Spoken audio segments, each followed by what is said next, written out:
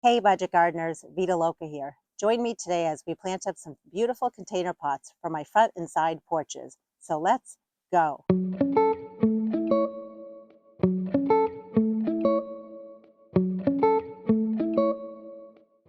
Today is June 1st and I thought it would be wonderful to plant up two pots that look just like this on my side porch, as well as one pot that's going to be for my front porch. And the best part about this project is we're going to shop my own yard between some perennials that I have, as well as some annuals that I started from seed earlier this year. I don't have a plan for which plants we're going to be putting in these pots, so it will be a surprise for both you and I, and I'm very excited to do this together.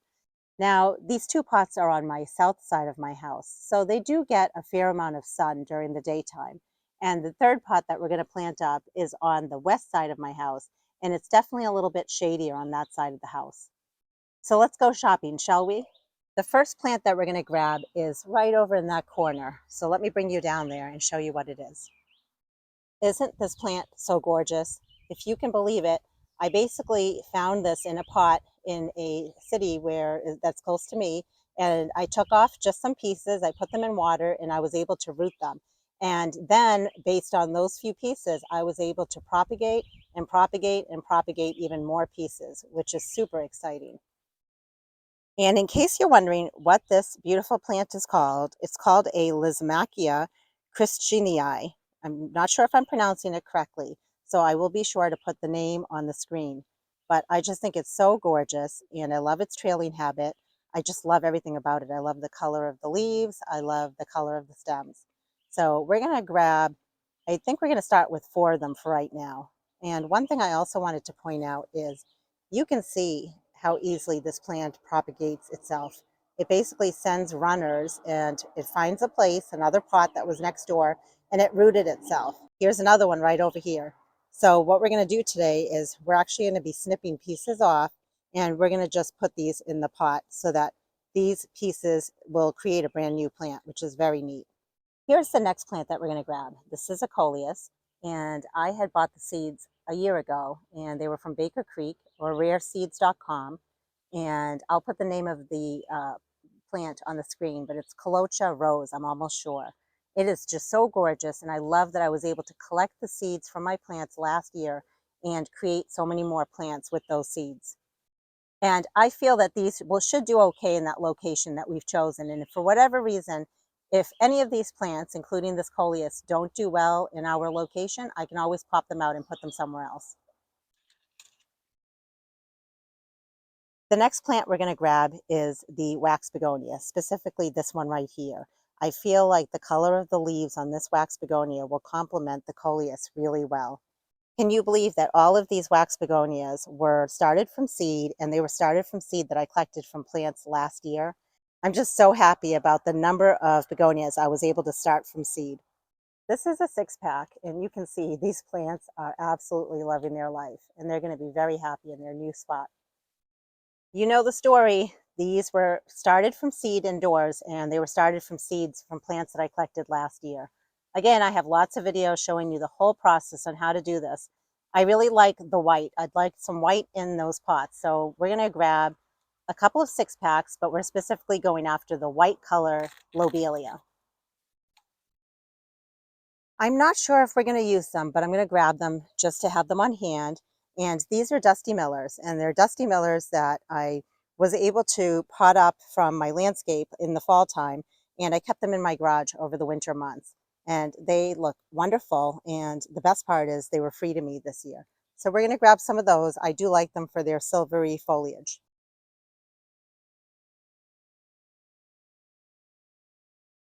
Look how pretty they are. Just gorgeous. Wow, I think we have some really pretty colors here. Let's go back to our pots and let's start planting. Okay, I lied. I forgot. I have a creeping Jenny right over there, and I want to grab that from my plant nursery. I think that pop of lime green that's hiding right in here would look really pretty as well. You never know. We might as well take it, and we'll see if we use it. And by the way, creeping Jenny is also another type of lysimachia. Well, I think we got some really pretty plants here, and I'm super excited. So I just wanted to go over a couple of things. I put potting soil in each of these pots, and it was just a bagged potting soil that was local to me. I a lot of times like to make my own potting soil. However, I did receive a few bags for free from a friend of mine. He didn't need them any more, and so he gave them to me. So that's what I used. However, you can use whatever potting soil you want. When it comes to pots and containers, ones that are really big, you don't want to fill them with filler material in the bottom. So it's always good to fill it completely with potting mix. It doesn't have to be brand new potting mix. It can be used potting mix.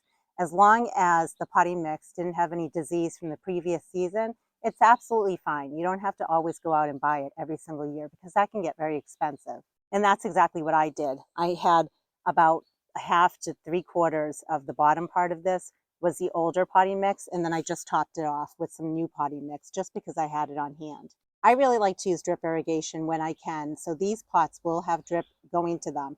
And I'll put some specs on the screen in case you're interested on what I'm using for drip irrigation for these pots.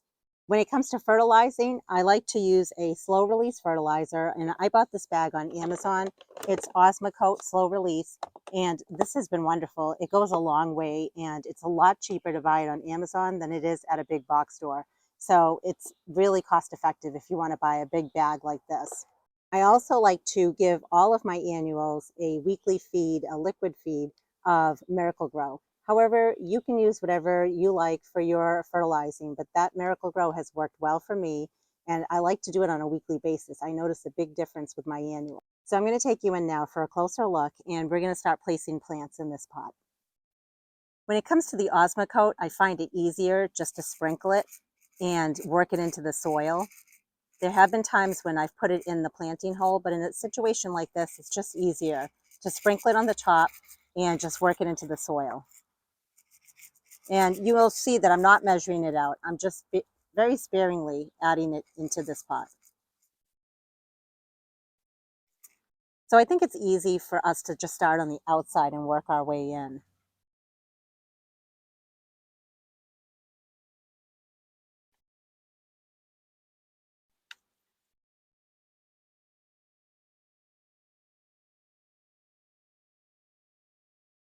All right, so we have everything placed, and I really like how it looks. So let's go ahead and start getting these planted into this pot.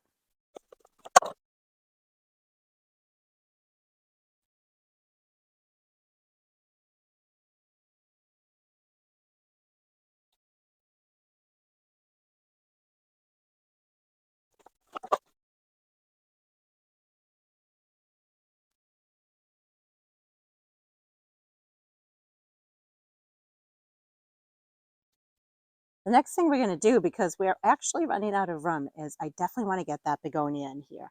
And the question is where to place it. I was originally going to place it in the center, but we also have the Dusty Miller and we also have the coleus.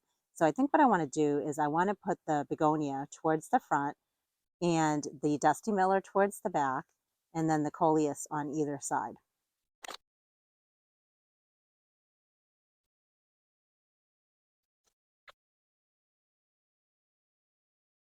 I wondered if I should put the begonia towards the back and the Dusty Miller towards the front. My experience has been the Dusty Miller can get very tall, and I do like to cut it and keep it in check. But for right now, we're going to keep it in the back. And if for whatever reason I'm finding I think I want to move it and swap it with the begonia, we can always do that later. We can even just take the pot and turn it. So for right now, though, we're going to see how this does and how it plays with the begonia. Okay, we have some room here on both sides for the coleus. And this coleus really would have benefited if I put it in larger pots, but that's okay. They're in tiny little 6-packs and they are going to take off in these bigger containers.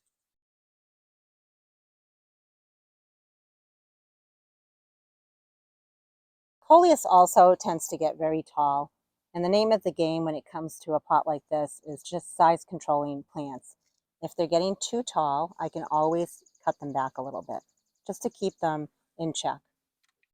Even though the irrigation runs daily, I'm still going to give this a drink of water.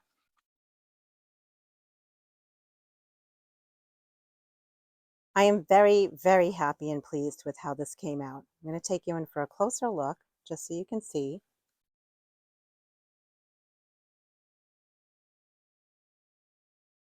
Everything already has filled in very nicely, but just imagine 1 month from now. what this is going to look like. And I will absolutely give you updates along the way.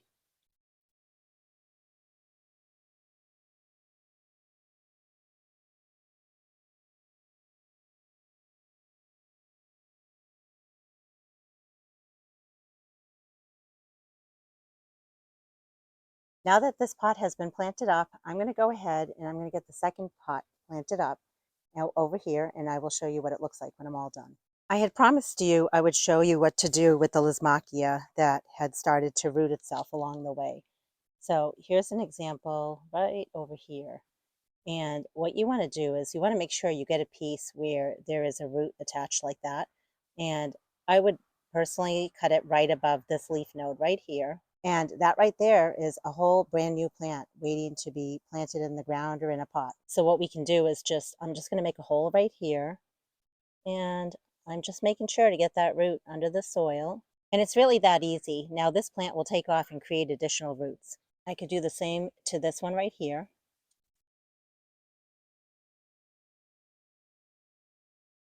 And that's it. Eventually these two pieces will end up cascading down over the side.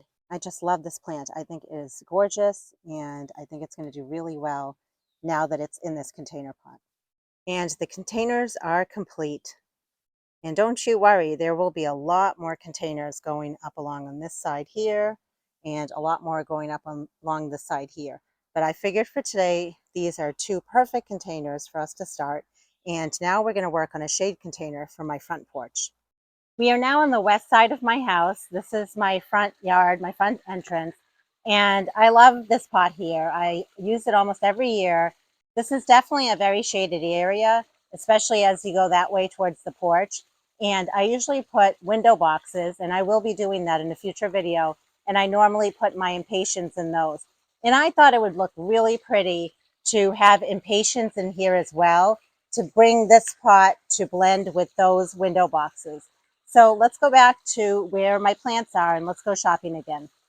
You can see I went all out this year with my impatiens, and the reason that they're all different colors is because you know what I do. I collect the seeds from my own impatiens, and because I do that, you never know what color you're going to get.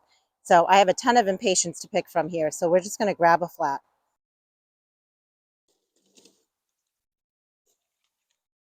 Since I have so many of the lysimachia, we might as well grab one of these for that pot. Last year, I collected the seeds from my tuberous begonia, and I wasn't sure if those seeds would produce a tuberous begonia. And you can clearly see that they sure did right over here.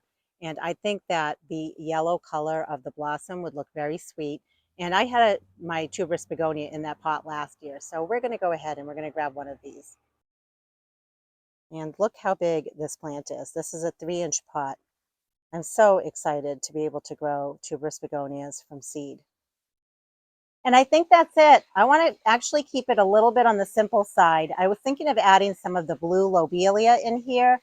I think I love that blue color, but honestly, I want to keep it as simple as possible. I think, again, having the impatiens in here to tie in with the impatiens that are going to go over here will look really nice. Let's go ahead and add some of the slow release fertilizer. We're going to add the lysimachia in the front. It is a super fun time of year. I am finally getting to plant all these plants that I either overwintered in my garage, like the lysimachia, or all these plants that I collected their seeds. I started the plants indoors and babied them for this long. And now is the time to finally get them out in pots, containers, hanging baskets, window boxes, out in the landscape. And I'll be definitely bringing you in on these types of videos. So if you like this type of content, I'd love it if you hit the like button below. And if you haven't already, please consider subscribing to my channel. I absolutely will be giving you updates on all of these plants and basically how I take care of them during the season. Okay, so the lysimachia is in. And I think what I want to do next is go ahead and put in the tuberous begonia. And we're going to put that right in the center. And we're going to have the impatiens lining it on the outside ring. And for any of you that have been following my videos, This was absolutely an experiment for me this year, just because I'd never done it with starting tuberous begonias from seed that I collected. And I was so excited when I saw the first signs of life in the first sprouts. And I assume they should produce a tuber, but we'll find that out as the season progresses as well. But you can see the plant is huge compared to this 3-inch pot. And right now I'm not totally feeling a tuber in here, but I also don't want to disturb the roots too much. This pot also has drip irrigation hooked up to it. So these plants will be very happy with that. And now what we're going to do is just line up the impatiens basically all the way around. We have plenty of impatiens, so I'm not going to skimp out on that. And I want to make sure that I'm using all sorts of different colors. I think that will look really beautiful.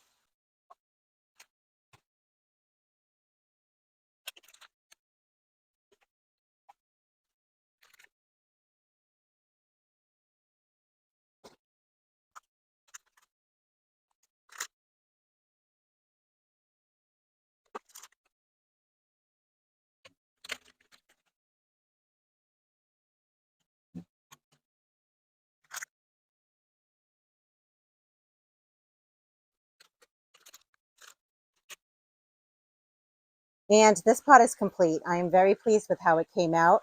And give it time. These impatient are absolutely going to fill in this pot, and it's going to look so pretty. Here's a close-up look of this pot.